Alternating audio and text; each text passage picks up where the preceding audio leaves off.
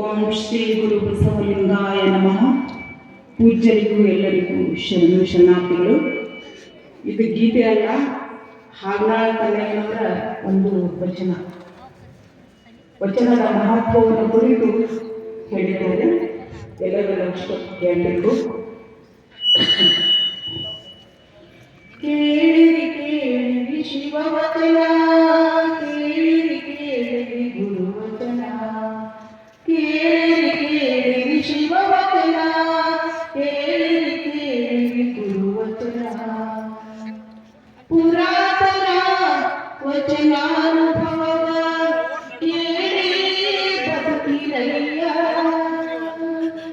ಪುರಾತನ ವಚನಾನುಭವವ ಕೇಳಿ ಬದುಕಿರಯ್ಯ. ಕೇಳಿದ ಸದ್ಭಕ್ತರೆಲ್ಲರೂ ಕೃತಾರ್ಥರಪ್ಪರು, ಕೇಳಿದ ಸದ್ಭಕ್ತರೆಲ್ಲರೂ ಕೃತಾರ್ಥರಪ್ಪರು.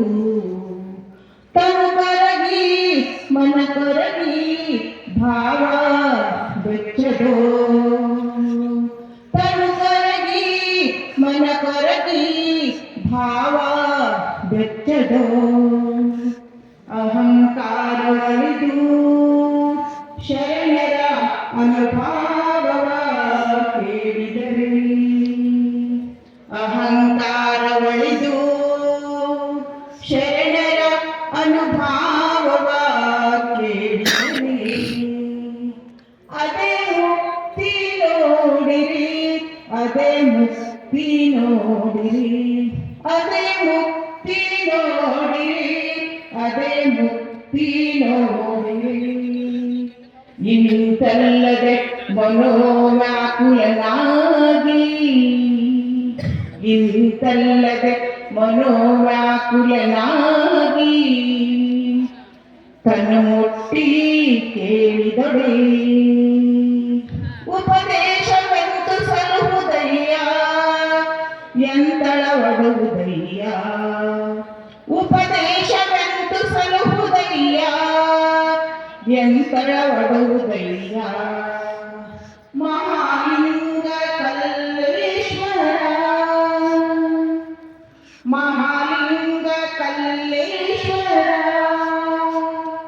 ಗುರುವಚನ ಪರಾತ್ಮುಕಂಗೆ, ಗುರುವಚನ ಪರಾತ್ಮುಕಂಗೆ.